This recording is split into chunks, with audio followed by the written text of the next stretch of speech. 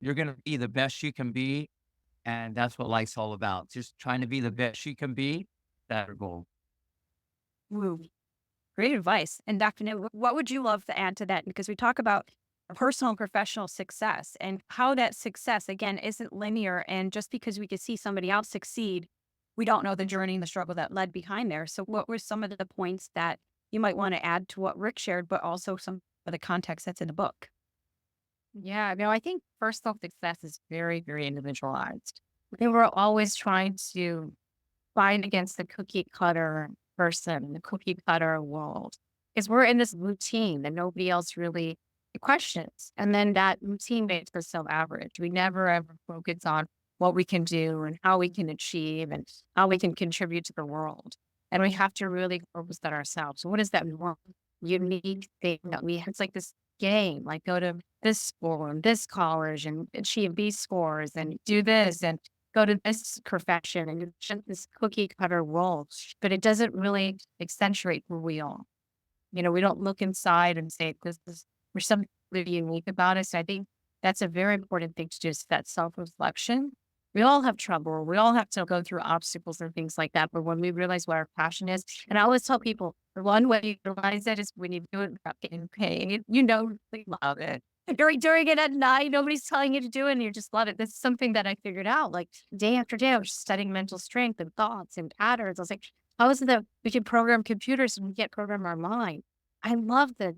You don't have to tell me. I'll do it for hours and I'll listen to it. I still listen to it every day. Listen to podcasts all day long on YouTube because that's really is my passion.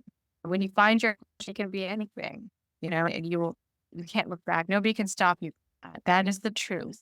And being one with yourself is the most important, honest truth with yourself rather than try to please somebody else.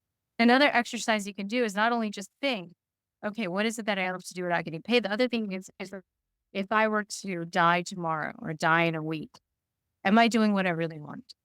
That's so important. I do that exercise again because I have patients that are dying. So I'm telling them, are you doing what you want? Are you fulfilling your life? Are you living up to the max potential? Are you enjoying life?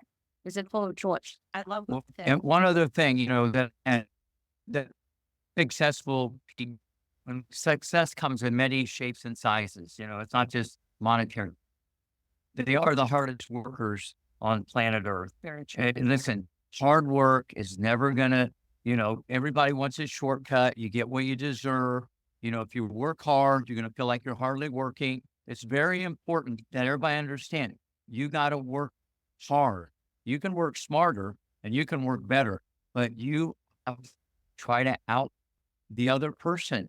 And this is very important for everybody. Unfortunately, most people generally are lazy. Okay. They let other things dictate that. The only thing you got control over, only thing is your attitude, That's the only thing you got control over. Okay. And you got to always remember that your attitude. And when you can look at it with some of the gold nuggets and gems that we threw out in the podcast today, it's a game changer for the game of life. So this is huge about just the work ethic.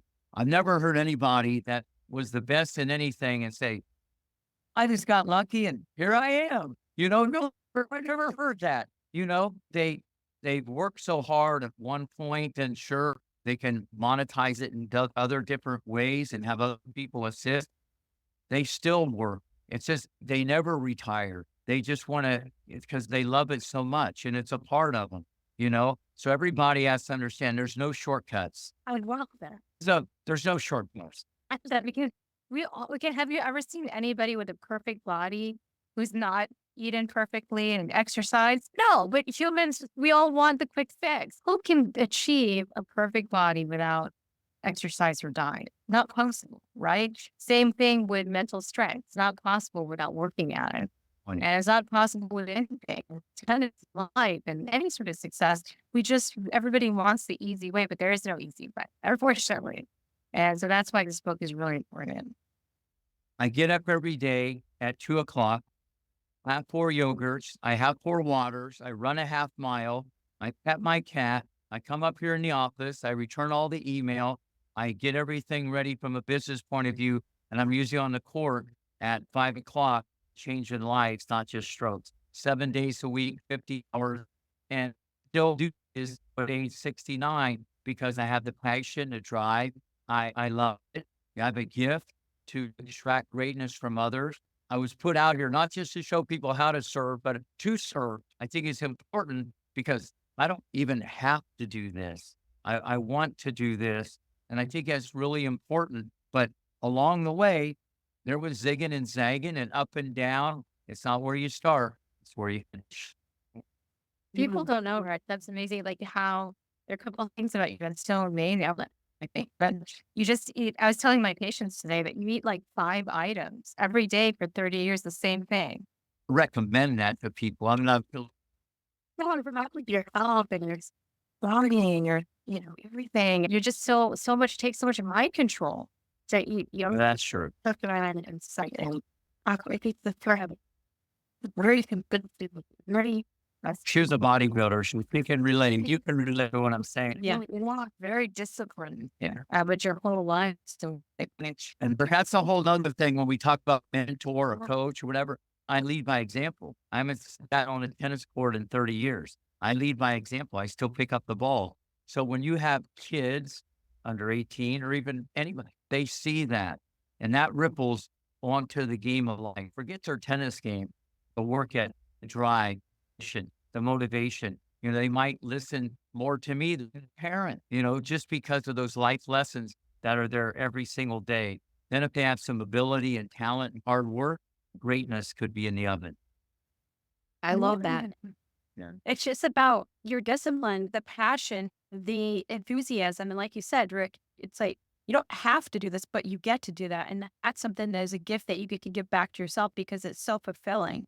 I think that that's ultimately what you're after. Now, anybody could be successful at what they strive to achieve, but yet is there meaning and fulfillment behind that?